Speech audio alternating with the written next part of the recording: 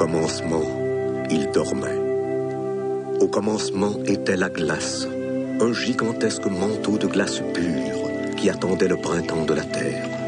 Alors, des cataractes d'eau jaillissent des glaciers et roulent vers l'océan, creusant au nord des Amériques le lit d'un fleuve colossal et l'estuaire le plus vaste de la planète. Les tourbillons d'eau douce bousculent l'immense courant salé qui descend de l'Arctique. Ils le submergent. Le flot brasse le flot. Alors se produit le miracle. La vie explose, microscopique et inépuisable. Des nuées de poissons, de mammifères et d'oiseaux affluent et se multiplient. À chaque saison, à chaque marée, la moisson se renouvelle.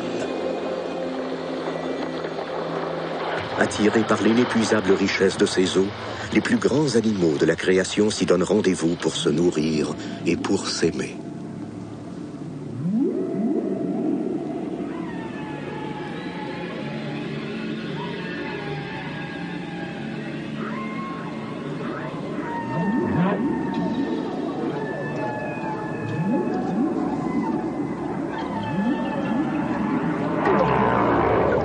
Baleine à bosse, baleine franche, baleine bleue, y croisent les dauphins et la tortue géante. Mais aussi l'éperlan, le saumon, le flétan, le sébaste et des bancs infinis de harengs et de morues. Des morues énormes, les plus grosses qui soient possibles. Le fleuve est un torrent de vie. Des vallées luxuriantes fusent les laminaires. L'abondance des pâturages aquatiques, le brassage des eaux stimule l'éclosion d'une multitude d'espèces. Le cours d'eau gigantesque abrite l'invisible et le colossal.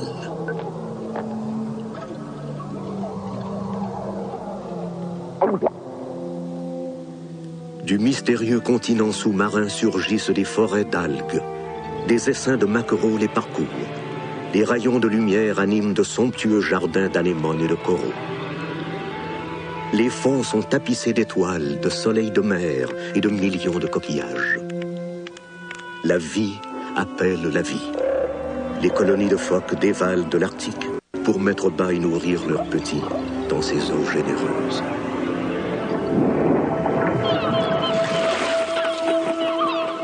Chaque hiver, comme pour rappeler ses origines, le fleuve se solidifie et chaque printemps, il éclate pour célébrer sa renaissance.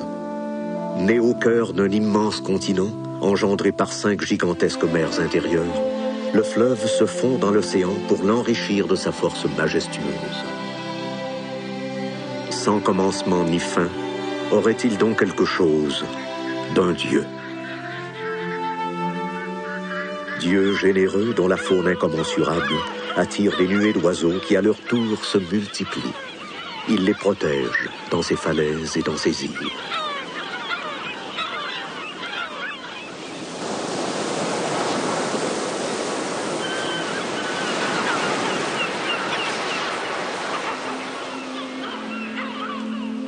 Magtogook, le fleuve aux grandes eaux. Ainsi l'appellent les peuples amérindiens qui, les premiers, habitent sur ses rives et y vivent en harmonie avec lui. Depuis plus de 1000 ans, le fleuve leur donne sans compter la chair pour se nourrir, le cuir pour s'habiller.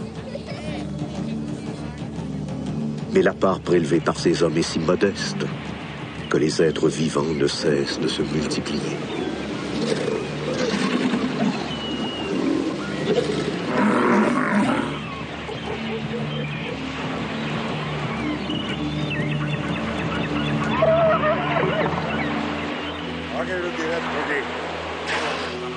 Hantés par l'esprit de richesse et de conquête, les royaumes d'Europe entreprennent l'exploration des mers et de nouveaux continents. En 1534, Jacques Cartier, capitaine de Saint-Malo, conduit ses caravelles sur les grands bancs de l'estuaire. D'autres navigateurs l'ont précédé, mais en secret. Pêcheurs bretons, portugais et des basques chasseurs de baleines. Cartier va plus loin. Il cherche le passage mythique qui le mènera vers la Chine, empire de l'or, des épices et de la soie.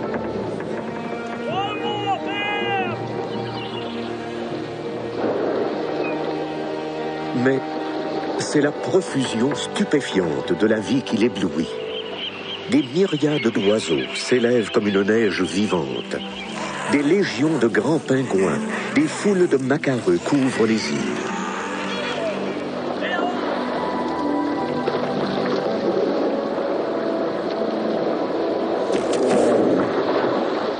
De cap en cap, le découvreur s'enthousiasme. Partagé entre la crainte et l'émerveillement, il navigue près des montagnes de glace et des falaises vertigineuses sur une mer peuplée de créatures étranges, migration incessante de phoques et de baleines blanches.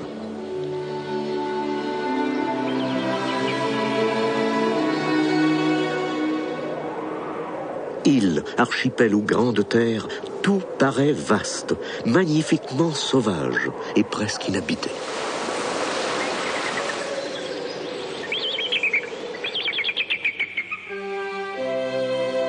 Fasciné par la beauté et les richesses d'un territoire sans limite, Jacques Cartier en prend solennellement possession au nom du roi de France.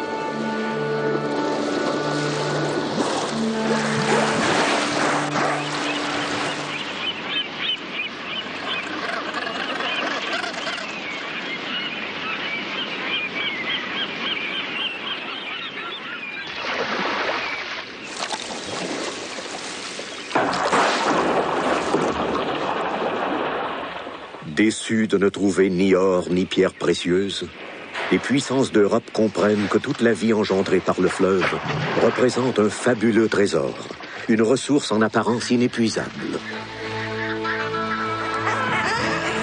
On s'enrichit en chassant tout ce qui tombe sous la main. Les marchands convoitent l'huile des grands pingouins. En quelques décennies, leur population sans défense est réduite à l'état de souvenir. Les oiseaux marins servent d'appât pour la pêche. Les équipages pillent les œufs par millions. Pour capturer les morses, on les pousse à coups de massue vers l'intérieur des îles. Ils s'épuisent, s'entassent, s'étouffent à proximité des fours à graisse. Et comme il n'y a pas de bois sur ces espaces dénudés, la dépouille des uns sert de